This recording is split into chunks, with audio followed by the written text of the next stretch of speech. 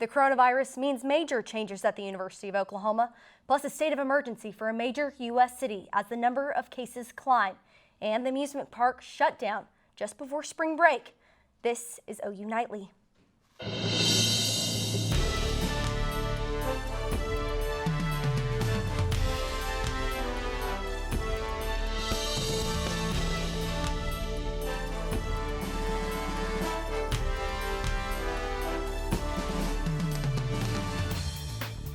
Good evening and thanks for joining us at OU Nightly.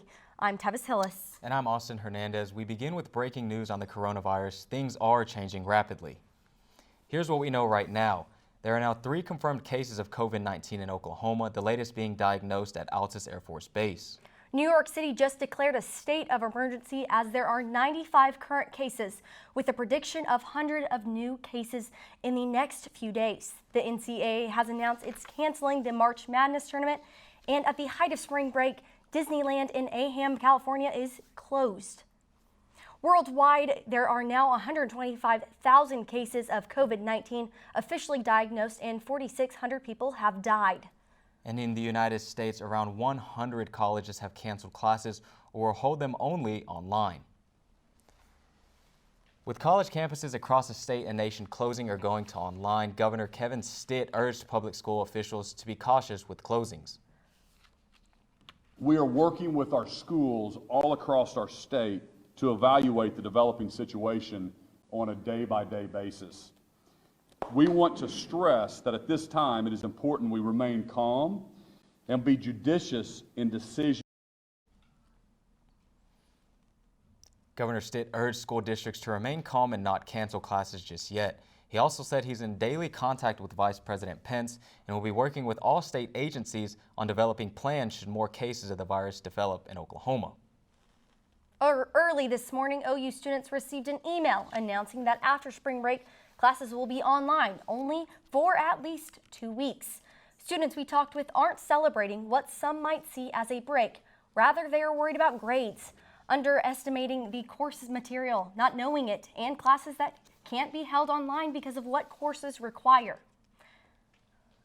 Obviously, everyone knows it's not ideal. I'm like a music major, so a lot of my classes are performance-based, so there's not really an online option.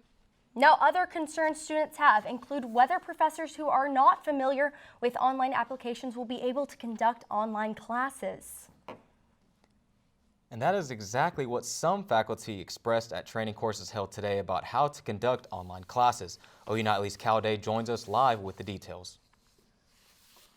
Good evening. We're just outside on OU's campus where several students have been making their way up and down the South Oval here. And in all reality, this could be the last time we see such a lot of traffic on the Oval after the school announcing that classes will be moved online in the week after spring break.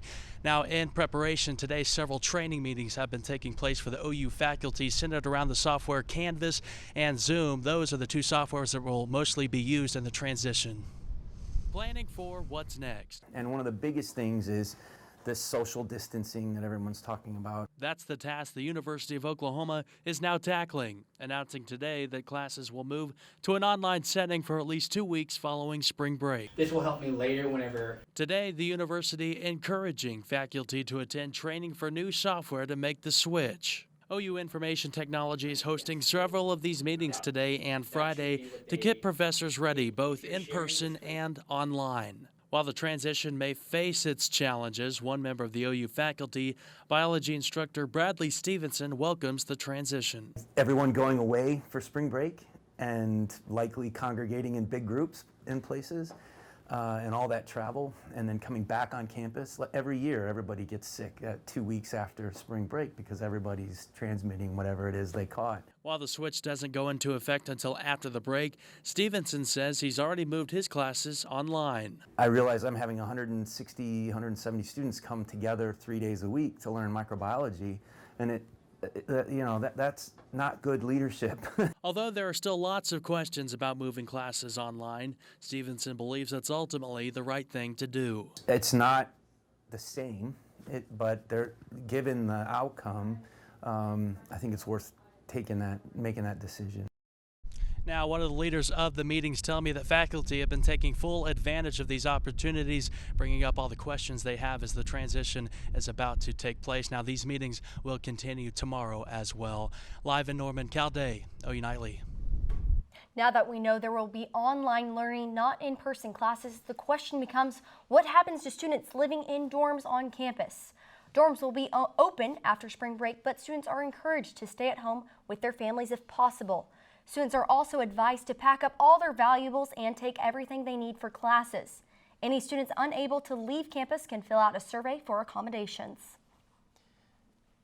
And students living within Greek housing facilities are receiving what their plans are too. Some Greek chapters across campus announced that their members would be allowed to return after spring break. The Oklahoma Pan-Hellenic Association said in an email they are encouraging chapters to consider their own facility operations until April 6th. Chapter executives will continue to closely monitor the situation and will operate under the preventative measures outlined by the CDC. Last night in Oklahoma City, the Thunder game was abruptly canceled.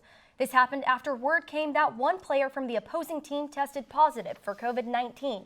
Last night was the first case within the Utah Jazz, and coming out today, a second player tested positive as well. Now the Oklahoma City Thunder will test its players, coaches, and staff for COVID-19. They are all following the state health department's protocol and directions regarding the appropriate time for testing. We waited about 15 minutes waiting in the stands, and they put a display on the screen saying the game was postponed, which now we know there's going to be no more games. As of now, the NBA has suspended the rest of the season. And the hotel where the Utah Jazz team was staying is closed after a guest preliminary tested positive for COVID-19. 21C Hotel in Oklahoma City says it was working with public health officials to ensure all of its employees and guests are safe. It will be closed while the hotel undergoes deep sanitizing. There's no word yet on when it will reopen. Students and staff at Mid-Dell schools gotten clear today from state health officials. A group took part in a shoot-around with the Utah Jazz player Donovan Mitchell. The state says the group is not at risk for COVID-19 since they were not in close enough contact with Mitchell. Now let's see what's happening around the world due to the coronavirus. Madison Lewis has that story and the rest of today's headlines. Thanks, Austin. The press secretary for Brazilian President Jair Bolsonaro has tested positive for COVID-19. This comes days after the secretary met and dined with President Trump in Florida. Bolsonaro's aide posted an image on Instagram standing with Trump and Vice President Mike Pence over the weekend. Trump said he was aware of the aide's diagnosis during his Oval Office remarks and that he is not concerned. As officials try to curb the COVID-19 pandemic, Congress has now shut down the Capitol to the public, and the White House has canceled its future tours. The public will not be able to access the Capitol for the rest of the month, and House and Senate office facilities are only to be accessed by members, staff, press, and business visitors. White House administration will stop tours of the president's residence until further notice. Both the House and Senate were scheduled to go on recess next week. Then early this afternoon, Senate Majority Leader Mitch McConnell canceled the Senate's recess, forcing lawmakers to stay in D.C. Today is the worst day for the Dow Jones Industrial since the 1987 Black Monday crash. Wall Street has recorded several historic losses as fears intensify over the COVID-19 pandemic. Dow Jones fell by 10%, and NASDAQ and S&P 500 both dropped by 9%. This is the worst one-day point drop ever for the Dow Jones Index. And for more COVID-19 related items, Canada's Justin Trudeau is self-isolating after his wife complained of flu symptoms, and actor Tom Hanks and wife are isolated in an Australian hospital after testing positive. Back to you at the desk. Okay, let's change it up a little bit and discuss weather now. I've been able to go on long walks and really enjoy the weather, but something's telling me it's not going to stay as nice. Yeah, you know, living in Oklahoma, we know how fast the weather can switch up. Let's toss it over to Tyler Pardun, who has a first look at our forecast. You know, I'll tell you, good things must come to an end at some point, right? So it's 82 degrees right now. Winds out of the north-northwest blowing at 16 miles per hour. It's been a great day. You know, the lack of clouds has been very nice, and the dew point has actually been pretty low enough where it's a dry heat and not really a moist heat that we don't like in the summertime. So here's today's severe risk, and then tomorrow we've got slight risk and marginal risk just undercutting portions of southern Oklahoma. My full forecast on the timing and everything coming up just a bit. Looking forward to it, Tyler. An interesting statistic when it comes to COVID-19. Why it's important to follow the recommended precautions and why events should think twice when deciding to cancel. Plus, we have more on what is happening with the flu, how it continues to affect people here in our own state, straight ahead on OU Nightly.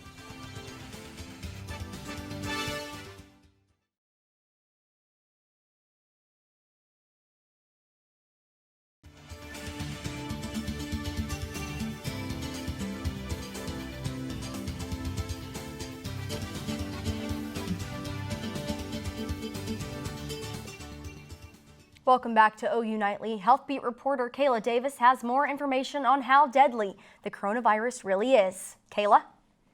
Yes, new statistics on surviving COVID-19 were released based on confirmed cases of the virus in China. 80.9% of coronavirus cases are mild, and most people have recovered from the illness. The chance of COVID-19 becoming deadly increases for people over the age of 65 and for those with pre-existing conditions. This graph shows the percent of people who have died from the coronavirus with serious ailments such as diabetes, chronic respiratory disease, and cancer. 10.5% of victims have had a cardiovascular disease. And with uncertainty on how fast COVID-19 will spread, it is important to do what health officials call flattening the curve. The graph shows the potential amount of cases in the U.S. without canceling mass gatherings and quarantines compared to the possible amount of cases with the protective measures in place. The fear is that the healthcare system may become overwhelmed with coronavirus patients if protective measures are not taken and could require more people to be hospitalized than it can handle. And the flu hospitalized almost 300 people in Oklahoma last week.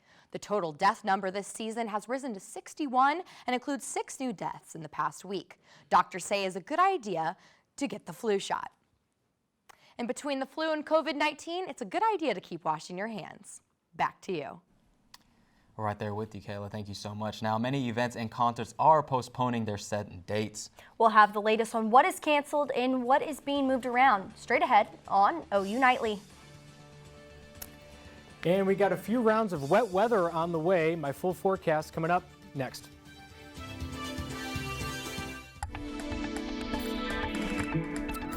And welcome back to OU Nightly. You know, it's beautiful outside. We've got temperatures in the 80s, 81 in Norman and Oklahoma City, 79 in Ardmore. So this cold front right now is starting to sneak past, or I should say cool front, it's not even a cold front, dropping temperatures into the upper 70s right now. Here, the cloud cover the past couple hours. You see that there's been limited cloud cover in the central part of the state. The bulk of this clouds is down towards the south and to the north as well.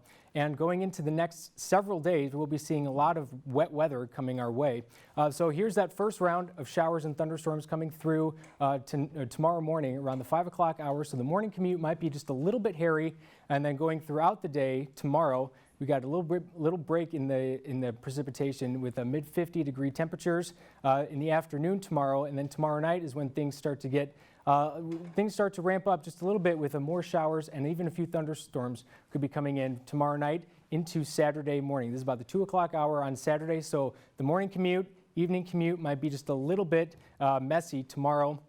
And then in the morning hours of Saturday is when that next round of showers and thunderstorms comes into the area with temperatures in the 40s there, and then moves out of the way.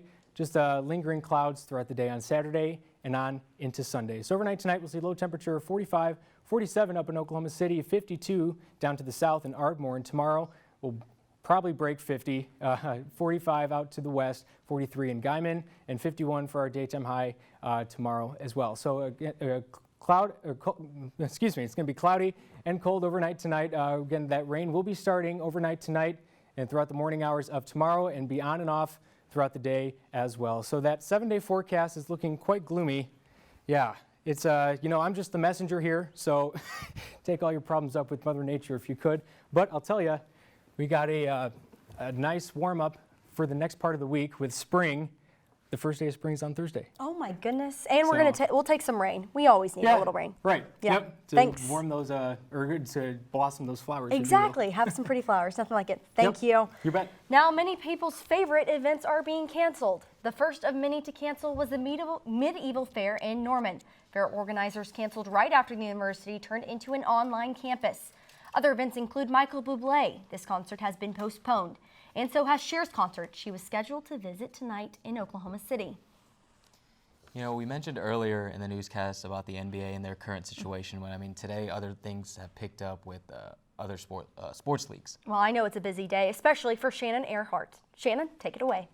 Well, you know, guys, the coronavirus is hitting the real world hard, but it's nailing the sports world. A lot of leagues and tournaments are postponing or canceling their seasons. Stay tuned to find out more.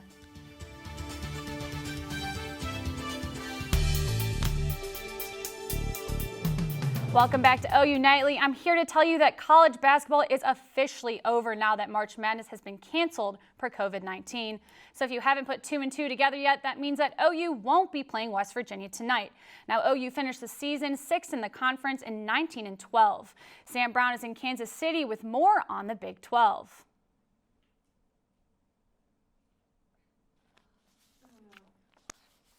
The atmosphere here at the Sprint Center was supposed to be electric for the Big 12 tournament after a heavily contested conference schedule. However, just minutes before Texas and Texas Tech were set to tip off in the opening game of the day, both teams were pulled off the court and the inevitable decision was made that the Big 12 conference tournament was canceled. Now, by the time I got here for Oklahoma's scheduled game this evening, but here's what we know as of now. Like I said, the Big 12 has canceled not only this tournament, but the women's tournament, and they've suspended all conference championships until April 15th.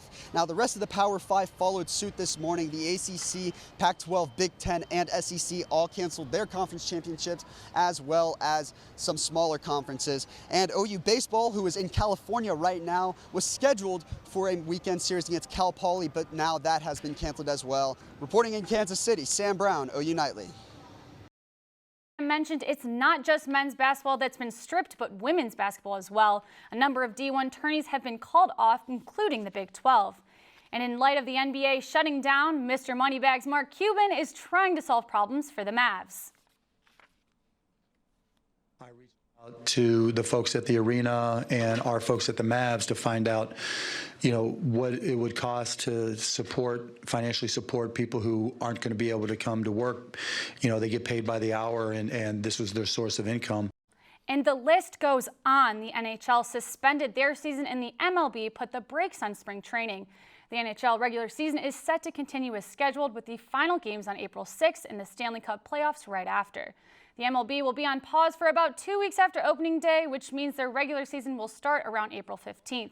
And you know, guys, it's just looking like it's going to be a long month of March. And I hate to break it to all you soccer fans, but yes, the MLS is delayed too.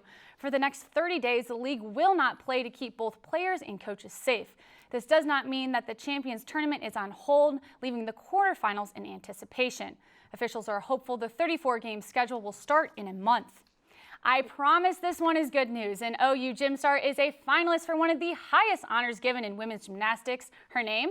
Maggie Nichols. Nichols is a finalist for the most outstanding senior female gymnast in the country, also known as the AAI. To secure this award would show the type of athlete she really is. Now, guys, Maggie Nichols is a phenomenal player, but I have to loop back to canceling all sports. Can you believe it? Yeah, it's kind of like Mark Cuban said. It affects more, you know, people. You got the employees, people that report for it. It's crazy how and people aren't going to have anything to do. I know I want to watch the game tonight. Yeah, I don't know what I'm going to do. I'm just going to be sitting around all of March, I guess. Hanging out. Exactly. Going to be interesting to see how it plays out. Thank you, Shannon. Yeah. Now spring begins next Thursday, which might mean bugs are coming back out. Yeah, exactly. And there is a new bug named after a pop singer. Coming up, we have Who the Star Is with a namesake. Stay with us.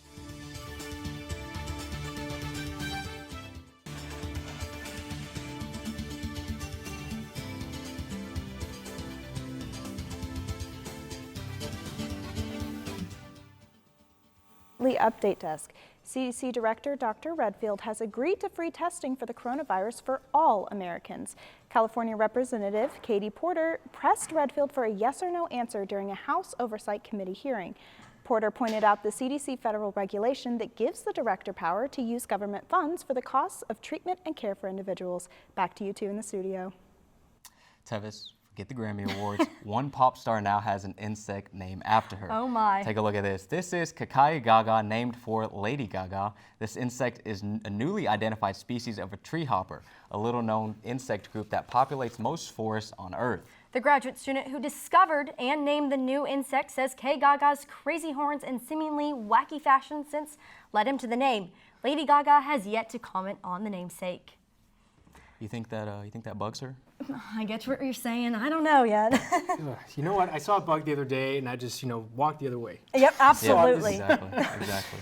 Well, thank you for tuning in to OU Nightly. This might be our last newscast for an undetermined amount of time. As of right now, we plan to be back April 5th, but we'll keep you updated as well as we can over the next 3 weeks. So have a great spring break, and we'll see you back here soon. Good night.